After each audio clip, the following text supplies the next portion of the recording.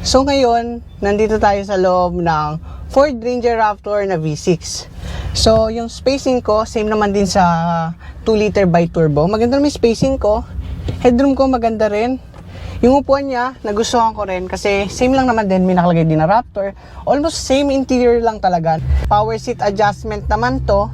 Yung sa driver seat naman is 10-way power seat adjustment. Ang steering wheel naman nito is manual tilt and telescopic. Naiba lang talaga yung steering wheel niya. Kasi meron siyang R mode. May iba-ibang settings pa dito. More on driving feels. Mamaya, papakita natin yung sa test drive. Yung headroom niya, same pa din naman. Maganda rin naman yung headroom niya. Naka-black din. LED na rin yung map light. May sunshade.